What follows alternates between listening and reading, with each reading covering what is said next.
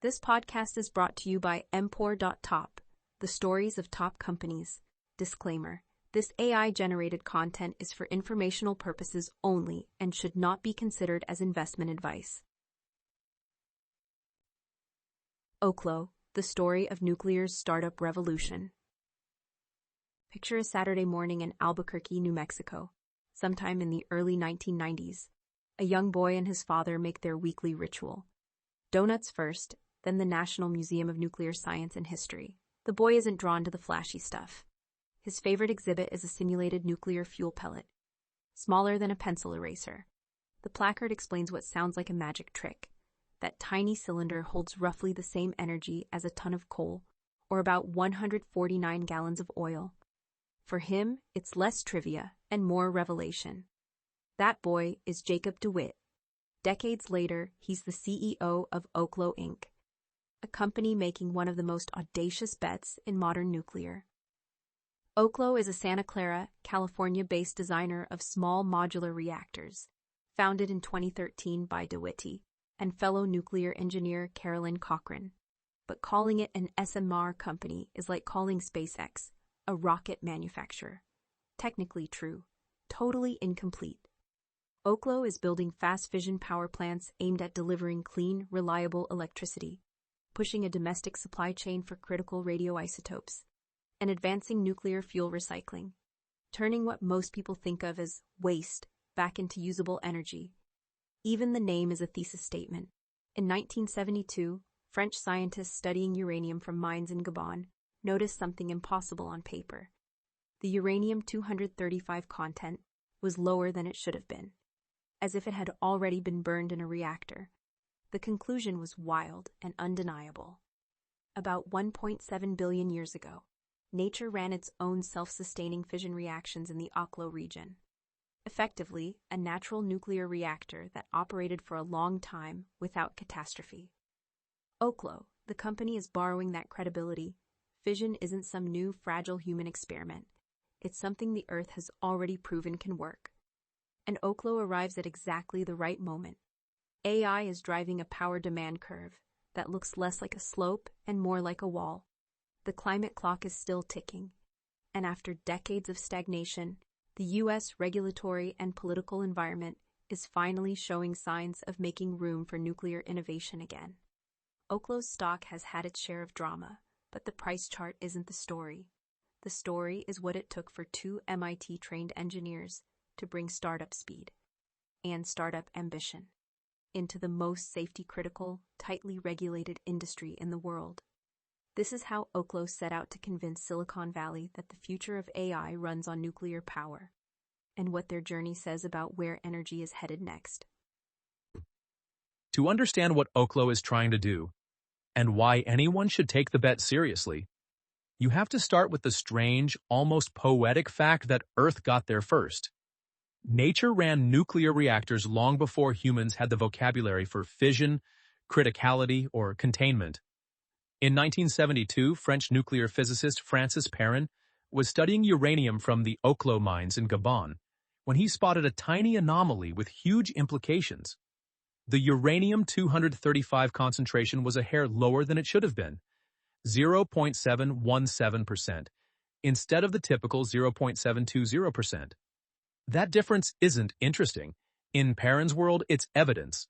Uranium-235 doesn't just vanish, it gets used. The conclusion was astonishing.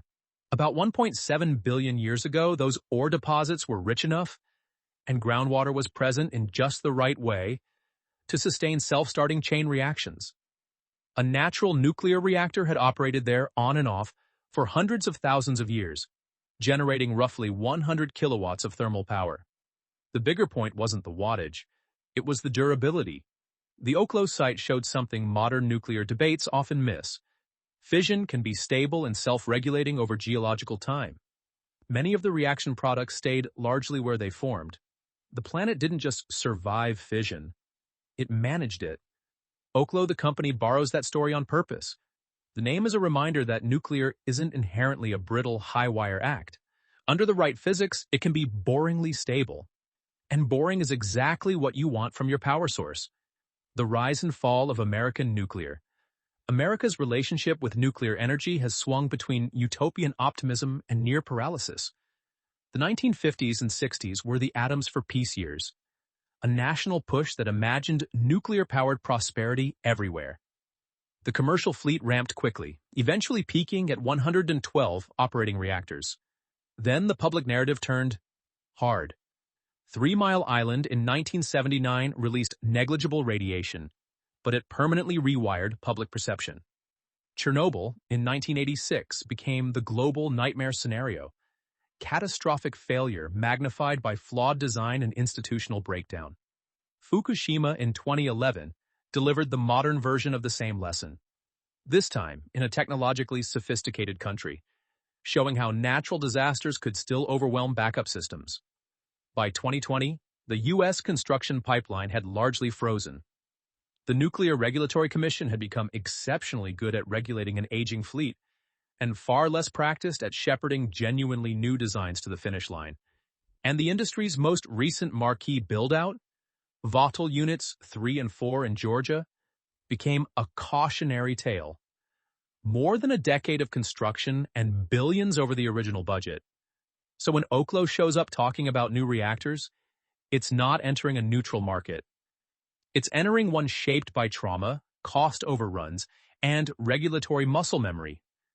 The EBR-2 legacy, and yet beneath the stagnation, there's another thread in American nuclear history, one that Oklo is explicitly trying to pick up. Experimental Breeder Reactor 2, or EBR-2, was a sodium-cooled fast reactor designed, built, and operated by Argonne National Laboratory at what's now Idaho National Laboratory. It ran from the 1960s until 1994, generating a trove of real-world data on fast reactors, fuels, and materials. That knowledge didn't disappear when the plant shut down. It became the reference library for the next generation.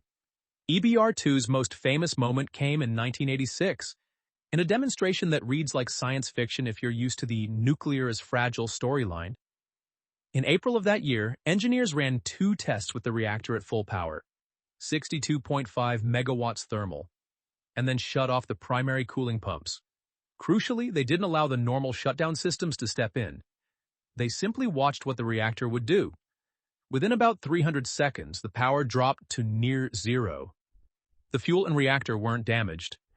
It didn't work because someone saved the day, it worked because of physics. As the system heated up, the fuel and structures expanded, which reduced reactivity and choked off the reaction. The reactor stabilized itself. For Jacob DeWitt and Caroline Cochran, this wasn't just a legendary story from the old guard. It was the technical spine of a new kind of nuclear company, one that would lean on inherent feedbacks and proven fast reactor behavior, then try to wrap it in a startup's speed and a modern commercial model. The hard part, in other words, wasn't whether the underlying physics could behave. EBR-2 had answered that decades earlier. The hard part was everything else: regulation, financing, siting, customer demand, and convincing a skeptical world that nuclear could be rebuilt without repeating the last generation's mistakes. The MIT Genesis. By the time Jacob DeWitt arrived at MIT in 2008, he was already deep in the weeds of advanced reactor engineering.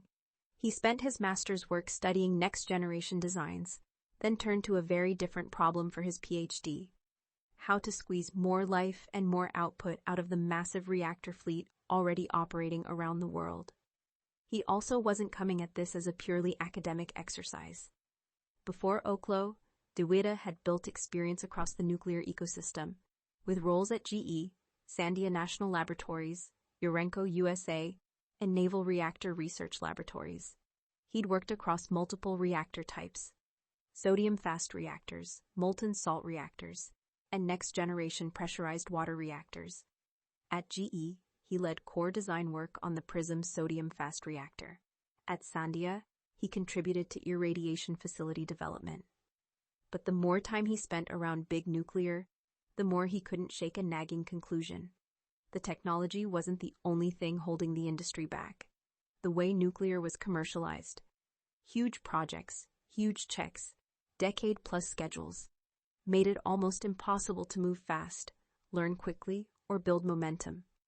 So while he was still a PhD student, DeWitt began thinking about what an advanced nuclear company could look like if it were built like a startup.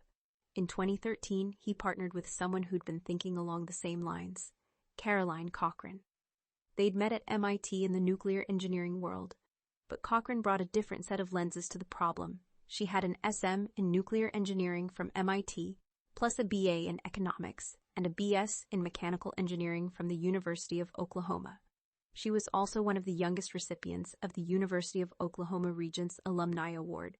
In other words, fluent in the technical details, but equally comfortable thinking in terms of markets, incentives, and how a product actually gets adopted. Together, DeWitt, CEO, and Cochrane, COO, founded Oklo in 2013. Before DeWitt had even finished his PhD, Cochrane had completed her MIT Master's in 2010.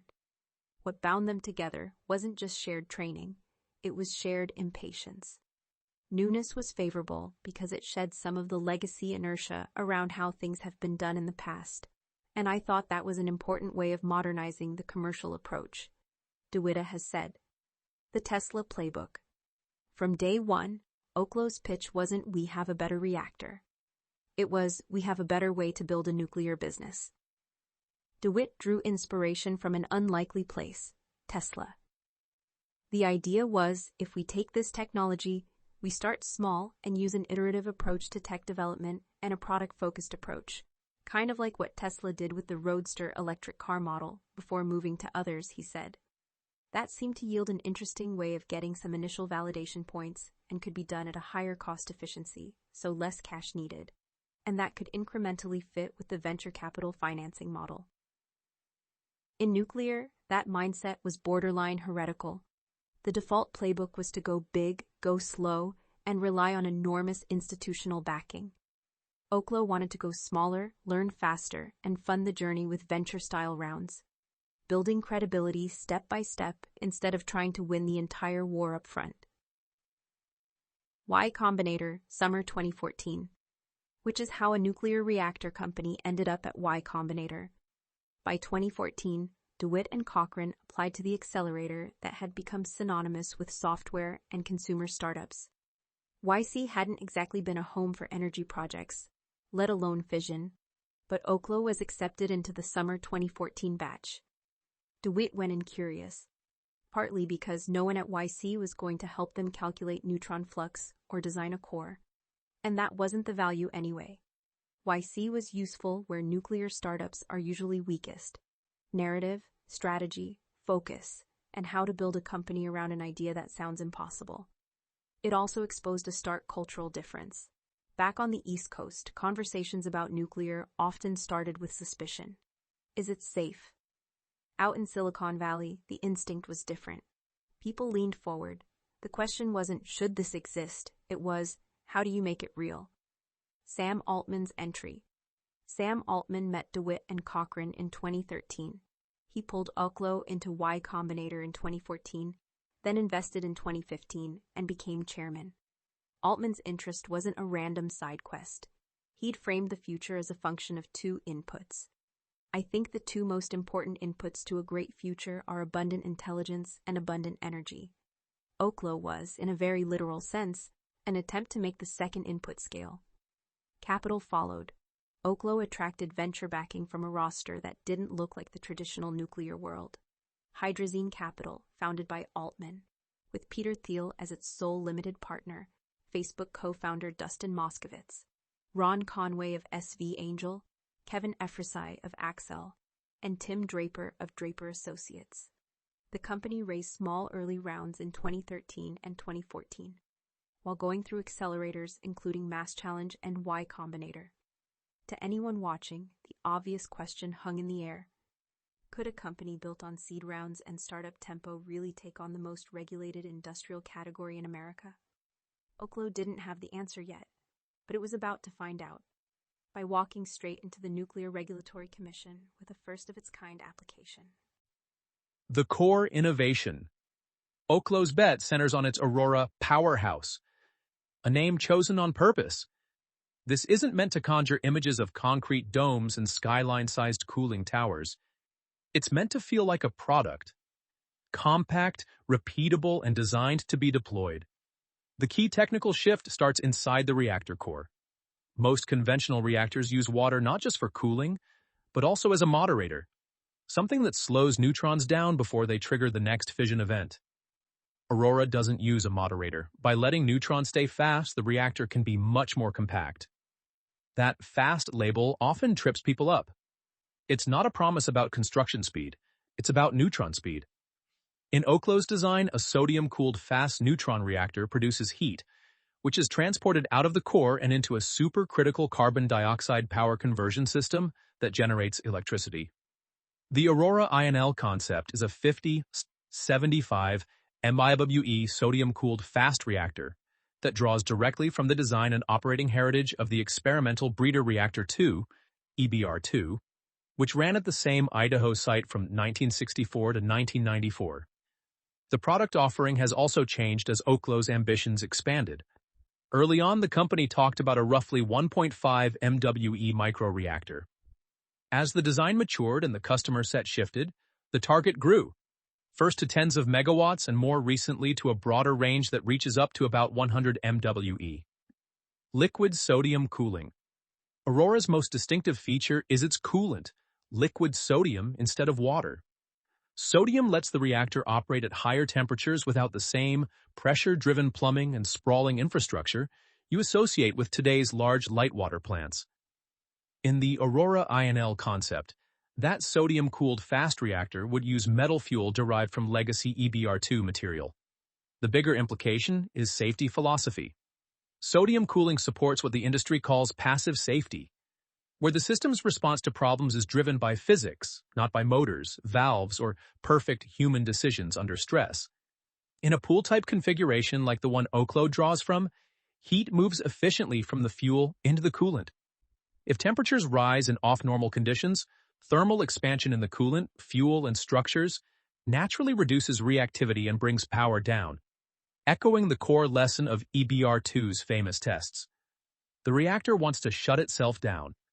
The HALEU fuel advantage. Fast reactors also change the fuel equation. Aurora is designed to run on HALEU, high-assay, low-enriched uranium, meaning uranium enriched to above 5% and below the 20% uranium-235. That's materially higher than the fuel used across the current U.S. reactor fleet, which is enriched to under 5%. The payoff is endurance. With more uranium-235 available to sustain the chain reaction, a reactor like Aurora can run longer between refueling intervals, one of the traits that makes the whole powerhouse idea plausible. Oklo's early fuel story is also unusually concrete for an advanced reactor startup. Its initial supply is tied to Idaho National Laboratory and, remarkably, to EBR-2 itself. Oklo has been granted access to 5 metric tons of HALEU as part of a cooperative agreement with INL that was competitively awarded in 2019. The plan is for that HALEU to be recovered from used fuel from the Department of Energy's EBR-2, closing a loop that most nuclear projects only talk about in theory. Safety features. Aurora's safety philosophy is a deliberate break from the traditional nuclear approach. Fewer active systems, less reliance on operator intervention, more dependence on inherent feedbacks. Aurora's inherent safety allows us to use proven, commercially available power systems like Siemens Energy's turbine technology. That design philosophy shortens timelines, lowers costs, and turns advanced nuclear into a deployable product. Of course, none of this matters if the technology can't win regulatory acceptance and reach real-world deployment. That question started to get its first serious test in 2016, when Oklo made a move no advanced fission startup had made before. It went straight to the Nuclear Regulatory Commission. The regulatory pioneering. In 2016, the Department of Energy did something rare for a government agency. It tried to get ahead of the problem. It began an industry-led effort to create new approval processes for advanced reactor applications, because the existing ones weren't built for what Oklo and others like it were proposing. 2 years later, Oklo became one of the first real test cases for that new structure. That mattered because the NRC wasn't just reviewing a different reactor. It was being asked to apply a framework built for massive, water-cooled light water reactors to something fundamentally different. a compact, fast reactor with different operating assumptions and a different fuel story. There were no templates, no comfortable precedents, no, just fill out the same form Westinghouse used. Oklo had to build the path while walking it. We had to look at regulations with a fresh eye, and not through the distortion of everything that had been done in the past, DeWitt said. And in a business where permitting is often the true critical path, being first isn't a bragging right. It's a risk. If you get it right, you don't just win a license. You help define how the entire category will be judged. Idaho National Laboratory. Oklo also needed more than regulatory progress. It needed a real place to deploy and real fuel to run. That's where the Department of Energy's Idaho National Laboratory came in. INL announced it would provide Oklo access to recovered fuel material to support the development and demonstration of Aurora. Oklo applied through a competitive process INL launched in 2019, and selection notifications went out that December. In 2019, Oklo received two things that startups almost never get in nuclear: a site use permit at INL and access to fuel recovered from the historic experimental breeder Reactor 2. This wasn't just helpful, it was a federal signal flare. The DOE was effectively saying, we're willing to back this with the two assets that matter most: where you can build and what you can fuel it with. The application. With a site and a fuel pathway coming into focus, Oklo took the biggest step. In March 2020, it submitted a combined license application to the Nuclear Regulatory Commission for an advanced reactor to be built at the Idaho National Laboratory site. In June, the NRC accepted the application for review, using a novel two-step approach to docketing that let Oklo address identified information gaps before a full review schedule was set. It was the first combined construction and operation license application for an advanced fission technology that the U.S. regulator had accepted for review in more than a decade. For the broader nuclear industry, the implications were obvious. If Oklo could make it through, it wouldn't just mean one company had a shot at deployment. It would mean the licensing system could, in fact, bend toward the next generation of reactors. The open question was whether that bend would hold, or snap back. False. The shock. In early 2022, the story Oklo had been trying to write, first-of-a-kind advanced reactor, first-of-a-kind licensing path, hit an abrupt wall. Federal regulators denied Oklo's application to build and operate its Aurora reactor at Idaho National Laboratory. The Nuclear Regulatory Commission said it didn't have enough information to keep going, particularly around how Aurora would behave in accidents and how Oklo was defining the safety features meant to address them. The language mattered. The NRC denied the application without prejudice. In plain English, that meant this wasn't a final thumbs down on Aurora. It was the agency saying, come back when the package is complete. Inside Oklo, though, it didn't feel procedural. It felt like a blindsiding. Caroline Cochran told CNBC they had no warning it was coming. It was pretty much as much of a surprise to us as anyone else. We weren't given any heads up at all before it basically went public yesterday. We really didn't have any indication that this was coming. For a company that had spent years doing the hard thing, being the first startup to push an advanced reactor application through a system built for the last generation, this was the nightmare scenario. Not a long review, but a stop sign. The reason. The NRC's explanation was specific and direct. NRC Director Andrea Vail said Oklo's application still had significant information gaps in its description of potential accidents and in how it classified its safety systems and components. Those gaps, the NRC said, prevented the staff from moving forward with further review. More concretely, the NRC pointed to unresolved issues around Aurora's maximum credible accident, the safety classification of key structures, systems, and components, and other topics the staff said it needed in order to establish a schedule and complete a technical review. The agency's view was that, over the course of the process, Oklo had not provided substantive answers to certain requests for additional information. Critics piled on. Edwin Lyman at the Union of Concerned Scientists argued that Oklo wasn't giving the regulator the basics it needed to do its job, and claimed the company was effectively asking to be treated differently because it believed the reactor's small size and design made it inherently safe. Oklo's supporters read the same facts through a different lens. This was what happens when a first-of-a-kind design meets a first-of-a-kind process. You don't get rejected because the physics are wrong. You get rejected because the paperwork has to map cleanly onto a regulatory machine that was never designed for your kind of reactor. The response and lessons. Oklo didn't walk away, it adjusted. Rather than treating the denial as the end of the road, Oklo moved to re-engage the NRC with a more structured plan. The company submitted a licensing project plan outlining how it wanted to work with the agency to support future licensing activities. The deeper lesson was one nuclear founders eventually learned the hard way. In this industry, there are no shortcuts.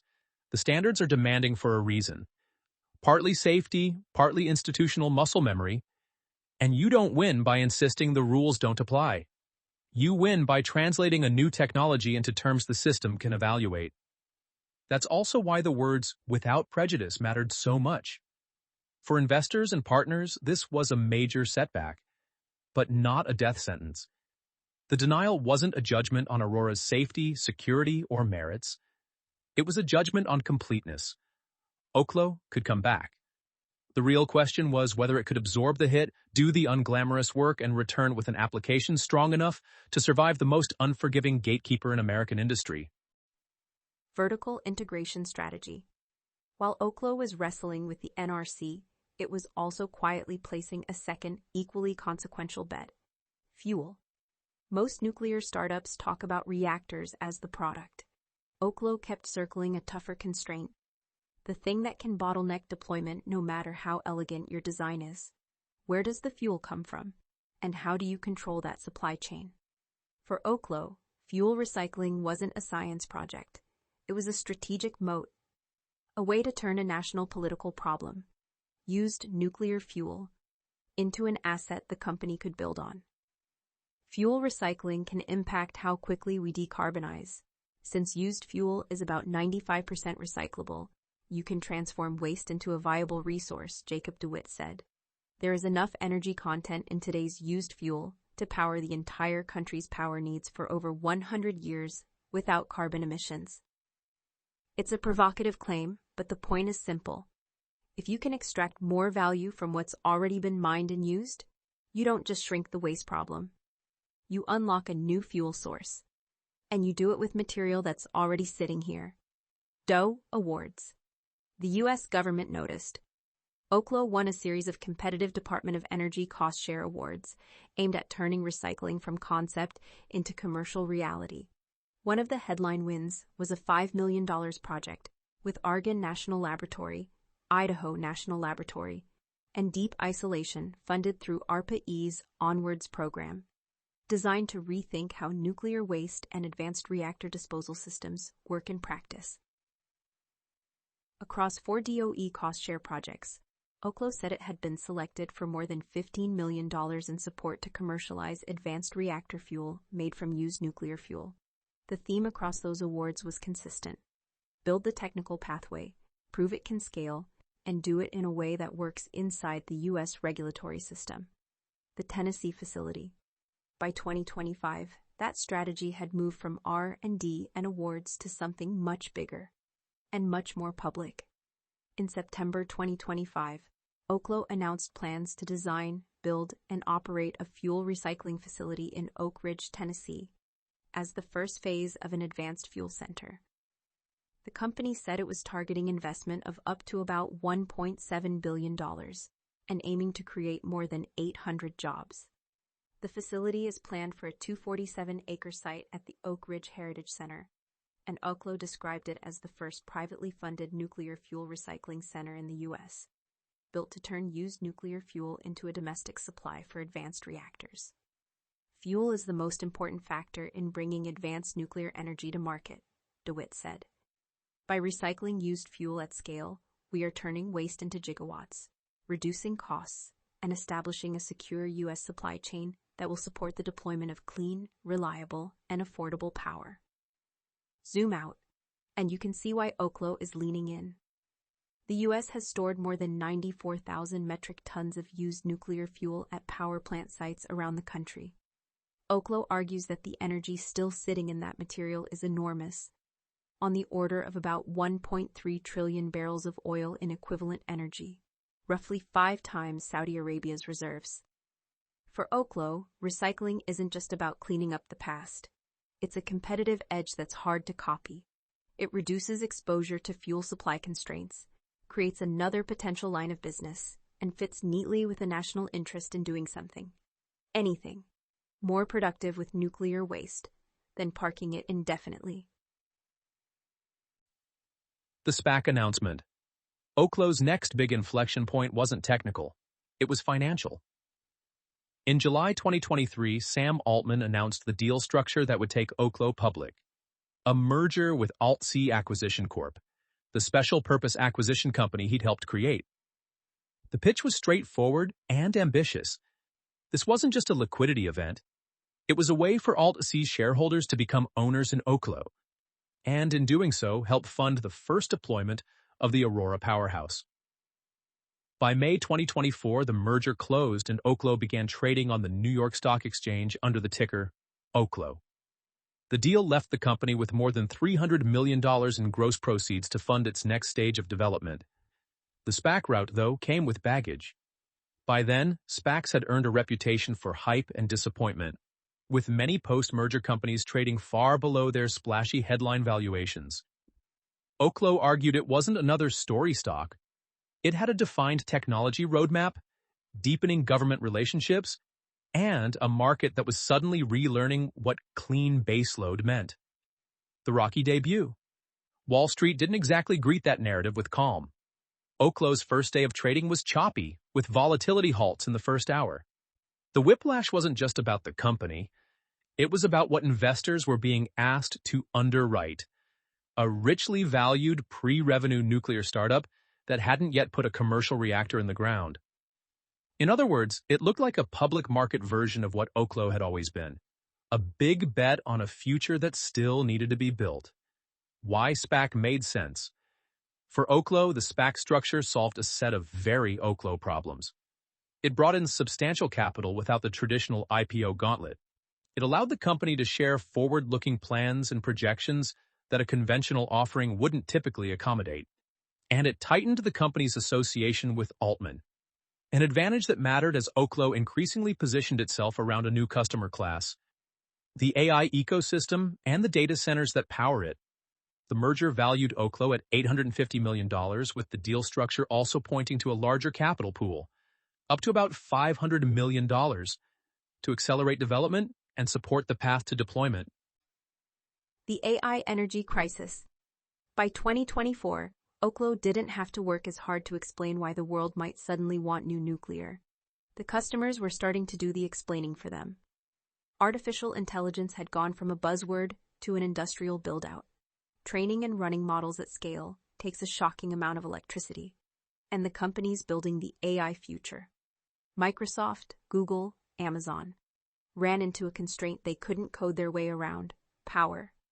As data center developers hunted for reliable, carbon-free electricity, nuclear came back into the conversation in a new way. Not as a decades-long public works project, but as a clean, always-on energy source that could actually match the shape of the demand. Amazon and Alphabet underlined that shift in October when they announced investments in small nuclear reactor technology. The headline numbers were arresting, but the real issue was simpler. AI loads don't politely follow the sun or the wind. They want steady power around the clock. That happens to be nuclear's home turf. Oklo's positioning. Oklo leaned into that moment with a message that sounded bold in public, but pragmatic in context. Advanced nuclear is going to be standard for data centers in the future, said Brian Gitt, Oklo's head of business development. More importantly, Oklo started putting real commercial markers down. In its S-4 filing with the SEC, Oklo disclosed a deal in motion with Equinix, the data center colocation giant.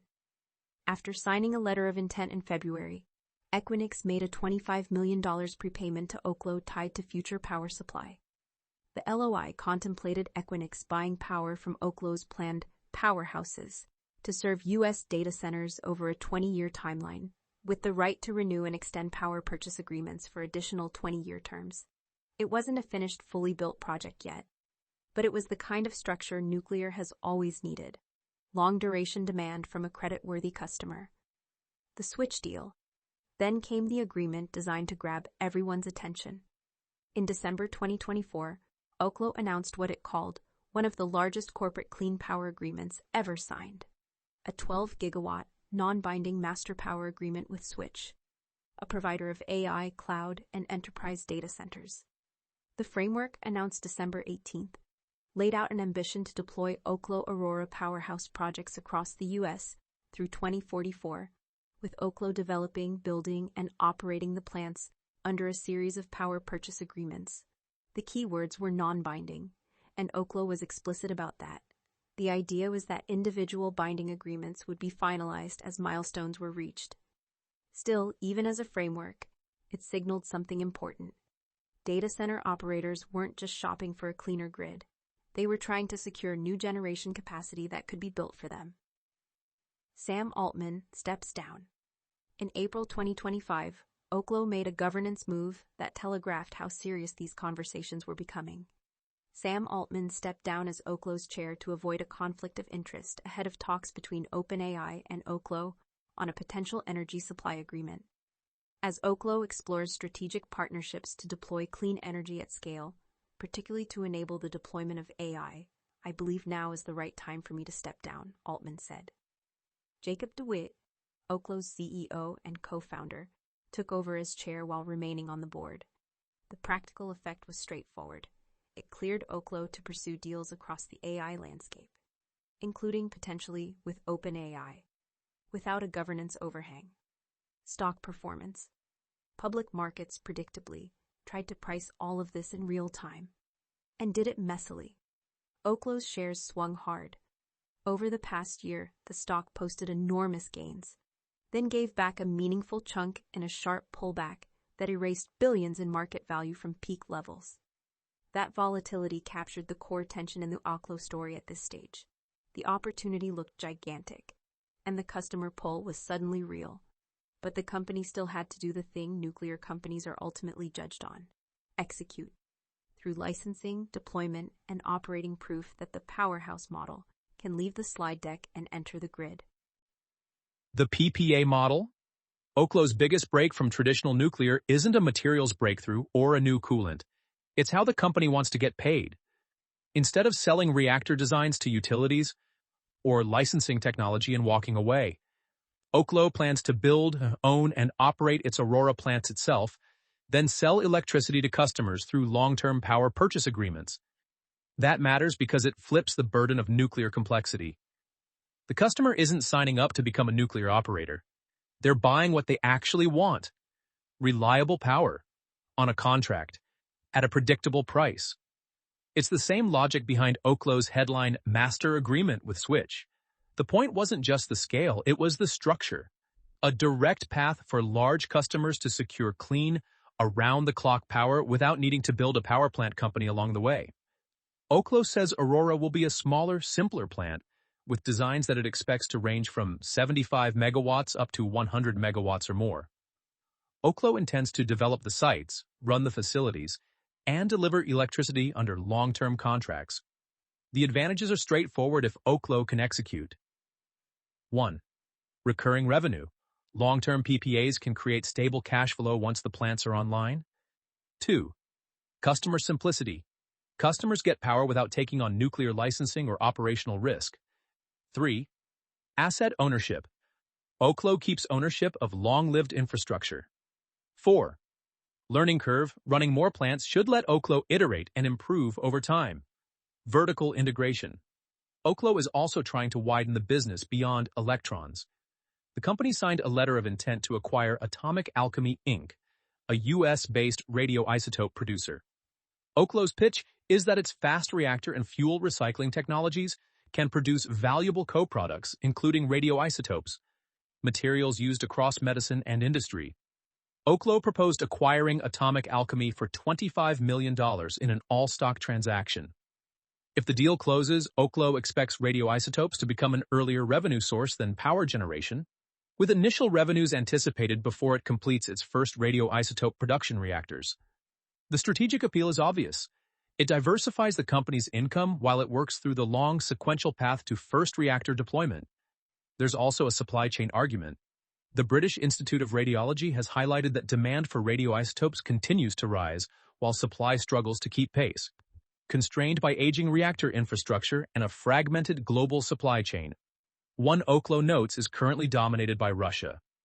Oklo says it aims to help close that gap with reliable US-based production.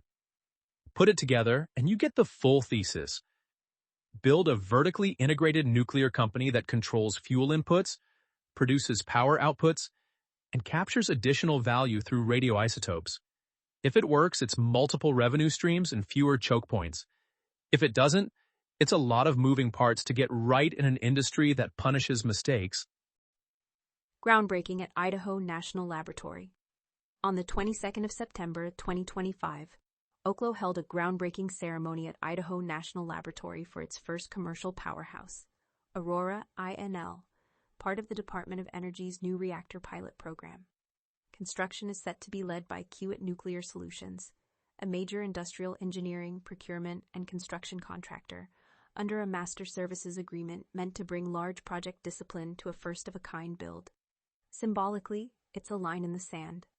For years, advanced nuclear has been plagued by paper reactor skepticism. Oklo is working to move the story from renderings and filings to an actual site with federal backing. Oklo has also said it plans to have at least one reactor in the DOE program switched on by mid-2026, aligning with a deadline designed to force speed into an industry that rarely moves quickly. Regulatory progress. On the fuel side, Oklo cleared a notable checkpoint. The DOE Idaho Operations Office approved the Nuclear Safety Design Agreement for Oklo's Aurora Fuel Fabrication Facility, A3F, at INL, which was selected to participate in the DOE's Advanced Nuclear Fuel Line pilot projects. Oklo said the approval came in under 2 weeks, the first NSDA under the fuel line pilot projects, and framed it as evidence of a faster authorization pathway that could help unlock U.S. industrial capacity and strengthen national energy security. Oklo and its subsidiary, Atomic Alchemy, were also selected for 3 DOE reactor pilot projects under the newly established Reactor pilot program.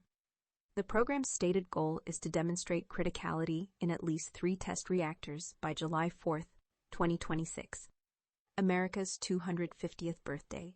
It's a deadline with marketing flair, but it's also a forcing function, a government attempt to turn someday into a schedule. Siemens partnership. Oklo also tightened up an important part of the cell power, not reactors thesis, using proven industrial hardware wherever possible. Oklo and Siemens Energy signed a binding contract for the design and delivery of the power conversion system for Aurora.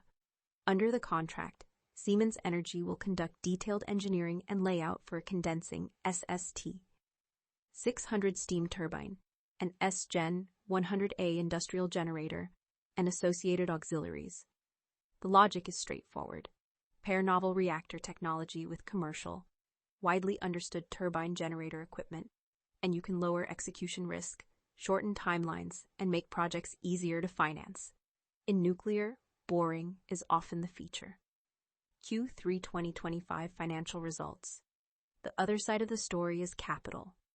In Oklo's Q3 2025 earnings reported on the 11th of November, the company posted an EPS loss of about 20 cents versus a consensus expectation of about 13 cents. The stock slid more than 6% in after-hours trading. The broader point isn't the quarter. It's the scale of what Oklo is trying to build. A fleet of reactors and fuel fabrication facilities will require far more funding than the roughly $1.2 billion the company currently holds. Oklo's own disclosures have flagged the need for substantial additional capital, whether that's equity, project finance, or a mix, and the possibility of dilution for existing shareholders. That's the reality of advanced nuclear in 2025. Momentum is building, partnerships are getting real, and government programs are putting dates on the calendar. But the company still has to run the gauntlet that decides whether a nuclear startup becomes an operator or another cautionary tale. For the bulls, Oklo isn't just a nuclear startup. It's a rare chance to own a company sitting where several massive waves collide. Exploding electricity demand from AI, growing pressure for clean power, and a U.S. government that's suddenly trying to make room for new reactor designs again. Market opportunity. Start with the simplest driver. AI data centers need a lot of electricity, and they need it all the time. As that build-out accelerates, the grid doesn't just need more power. It needs new firm generation that can run 24/7. That's the gap nuclear is built for. Gas can scale but carries carbon and fuel price risk. Solar and wind can be clean and cheap, but they're intermittent, and matching them to always-on compute loads usually means pairing them with storage and transmission that can take years to permit and build. Oklo's pitch is that small modular nuclear plants can be a direct answer to that problem. Purpose-built, long-duration, clean baseload for customers who don't want to gamble their uptime on the weather. Oklo said its latest agreement expanded its order book from the previously announced 2.1 gigawatts to approximately 14 gigawatts. Of course, an order book isn't the same thing as contracted revenue. The bull case is about conversion. If Oklo can turn even a portion of that pipeline into binding, long-term PPAs, and then actually build and operate the plants, the revenue potential becomes enormous. At full utilization, that much capacity would translate into billions in annual electricity sales once deployed. Regulatory tailwinds. The second pillar of the bull case is that the rules of the game may finally be shifting. Oklo could benefit from the 2024 Advance Act, which includes provisions intended to speed advanced reactor licensing and reduce costs. That includes fee reductions that could cut Oklo's NRC hourly licensing costs by more than half, and an emphasis on faster reviews for reactors with unique safety features. Exactly where Oklo positions Aurora. The company has also said it is well-positioned to receive regulatory awards that would make licensing early plants essentially free. And then there's the political posture. President Trump's nuclear executive orders this year signaled an aggressive push to modernize regulation, streamline reactor testing, deploy reactors tied to national security needs, and strengthen the U.S. nuclear industrial base. For Oklo, the implication is clear. If Washington is serious about turning advanced nuclear into an American manufacturing and security priority, companies already in the arena stand to benefit. Competitive position. Applying Hamilton-Helmers 7 powers. One way to frame. Oklo's advantage is through Hamilton-Helmers 7 powers. How enduring competitive moats actually get built. Process power. Oklo's integrated approach. Reactor development, owning and operating plants, fuel recycling, and radioisotopes. Creates operational complexity that's hard to copy, even for well-funded competitors. Cornered resource.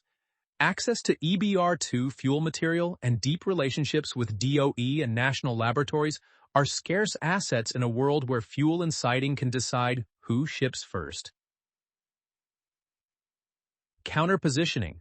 Traditional nuclear incumbents are built around a different business model and a different cadence. Moving to a startup-like approach could threaten their existing businesses. Scale economies. If Oklo can move from first plant to fleet, it can spread fixed engineering, licensing, and supply chain investments across many deployments. Network effects. Limited in nuclear, where customers don't choose a reactor because other customers did. Switching costs. Long-term PPAs can lock customers in for decades, especially if Oklo is providing dedicated, on-site, or near-site power. Brand. Oklo's visibility has grown as one of the leading advanced nuclear pure plays, especially in the AI energy conversation. For bears, Oklo is the clean energy version of a classic public market trap, a compelling vision, a massive addressable market, and a painfully long distance between here and cash flow. In nuclear, that distance isn't measured in quarters. It's measured in years, regulators, and concrete. No revenue, significant losses. Oklo still hasn't generated revenue, and it's already spending like a company preparing for prime time, posting net losses of about $25 million in the second quarter and about $55 million for the year ending in June. In its own regulatory filings, Oklo has also acknowledged a harder truth. It hasn't yet signed a contract committing to deliver electricity or heat. That means investors are underwriting a story that hasn't crossed the most basic commercial milestone, selling the thing it exists to sell. Non-binding agreements. A lot of what looks like traction is still provisional.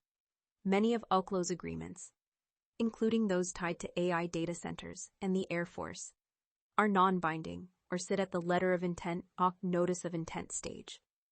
The path from "we'd like to buy power" to power is flowing under a long-term PPA, runs straight through licensing, construction, commissioning, and operations. Any one of those steps can stretch timelines. Oklo's own guidance has pointed to first power from Aurora INL around 2027. 2028? Bears see plenty of ways that date could slide.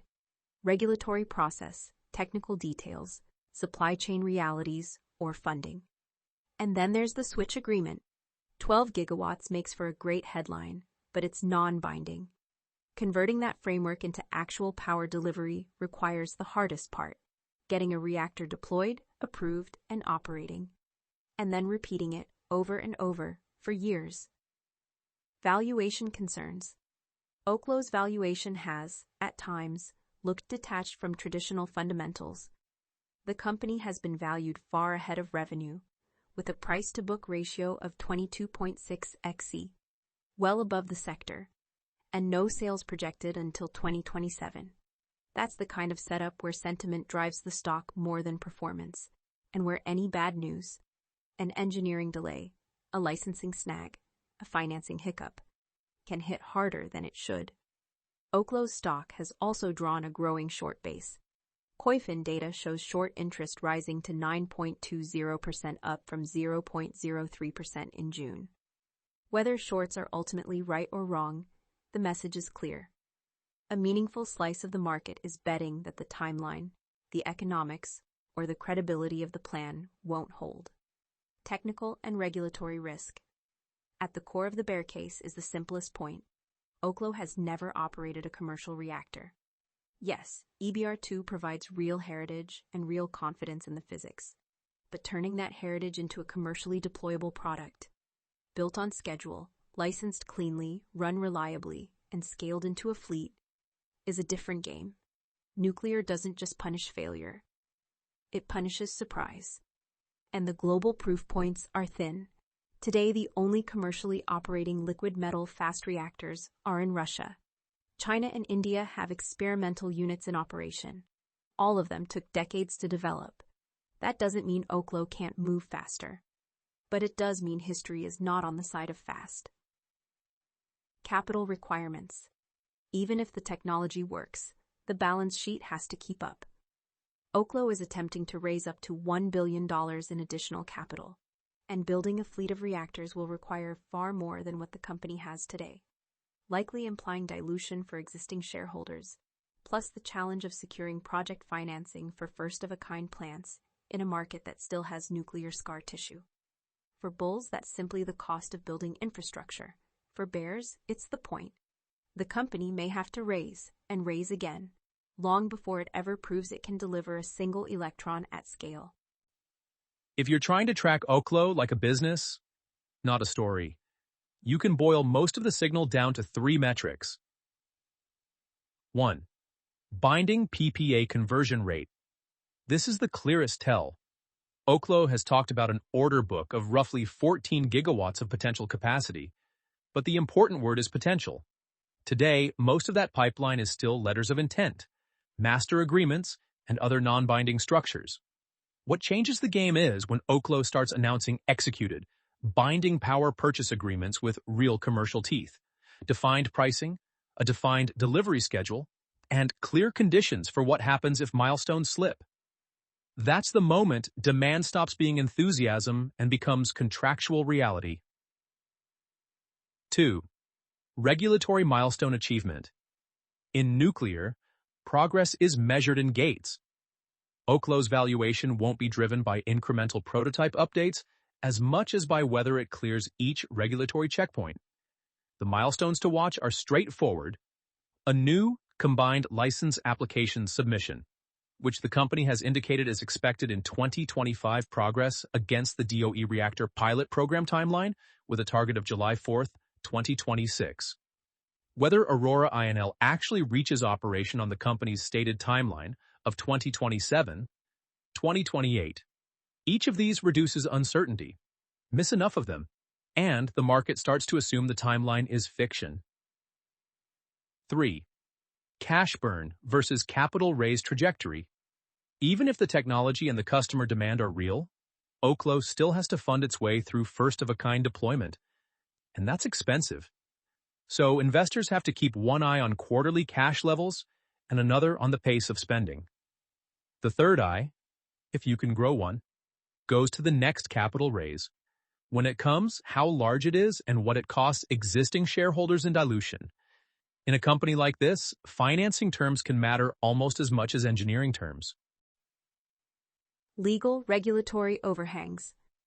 Oklo is trying to build a startup in one of the most tightly controlled industries in the country. That reality doesn't just shape the timeline. It can decide whether the company gets to ship at all. A few risks sit at the center of the story. NRC licensing. The 2022 denial was a reminder that progress isn't linear, and approval is never automatic. In nuclear, we'll fix it later, isn't a plan. The application has to be complete, in the regulator's language, before the process can move. Proliferation concerns. Oklo's approach. Metal fuel, sodium-cooled fast reactors, and recycled plutonium-bearing fuel has drawn criticism from some nuclear engineers and non-proliferation experts. Oklo and the Department of Energy, meanwhile, argue the fuel form is highly resistant to misuse. Either way, this is the kind of debate that can slow progress and raise the bar for scrutiny. HALEU supply chain. Even if the reactor is ready, the industry still has a gating factor: access to enriched fuel. HALEU availability remains a constraint across advanced nuclear, and it's not a problem any one company can fully solve on its own. Accounting considerations. Oklo is still pre-revenue, so the financial statements tell a different story than they would for a mature power company. Most of what shows up on the income statement is the cost of building the machine: research and development, administrative overhead, and stock-based compensation. That makes the fine print matter. Investors tend to focus on a few areas in particular: how the company capitalizes or doesn't capitalize, development costs, how stock-based compensation flows through the numbers, and what it implies for dilution over time, how DOE awards and grants are treated in the financials. Oklo's story comes down to a single audacious question. Can startup thinking reshape one of the most regulated, capital-intensive industries in America? In just over a decade, the company has done things that used to sound like category errors. It brought nuclear into Y Combinator. It convinced venture capitalists to fund reactor development.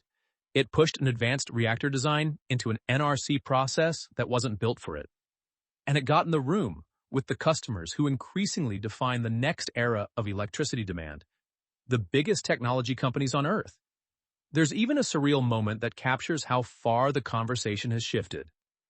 In May 2025, Jacob DeWitt appeared at the White House as President Donald Trump signed executive orders aimed at advancing nuclear energy policy. A nuclear startup founder in the Oval Office, as the federal government tried to put real momentum behind a nuclear renaissance. That would have been unthinkable not long ago. Public markets have also treated Oklo like a proxy for that renaissance. DeWitt and Caroline Cochran, the husband and wife founders, became new billionaires as Oklo's shares surged, driven largely by a growing belief that nuclear power could become a cornerstone of the energy-hungry AI boom. But none of that is the finish line. It's the prologue to the hard part. Oklo still has to convert headline-grabbing, often non-binding agreements into binding power purchase contracts. It has to get through licensing in a way that holds up to scrutiny. It has to raise the kind of capital that infrastructure demands. And it has to do what the industry ultimately cares about most: build, operate, and reliably deliver power. These are the steps that have broken larger, better-funded companies with deeper institutional history. Nuclear doesn't grade on potential, it grades on commissioning. Sam Altman once said, Oklo is the best-positioned player to pursue commercialization of advanced fission energy solutions. Maybe. But whether that ends up true won't be decided by narrative, stock charts, or proximity to the AI boom. It'll be decided by execution, under regulation, under schedules, and under the unforgiving reality of steel, concrete, fuel, and physics. What is already clear is that Oklo has put itself in the center of one of the most important energy transitions in a generation. And for the kid who once stared at a tiny fuel pellet in Albuquerque and saw a future hidden inside it, the dream is closer than it's ever been. Now comes the part where the dream has to work. This podcast is brought to you by Empor.top, the stories of top companies. Disclaimer: this AI-generated content is for informational purposes only and should not be considered as investment advice.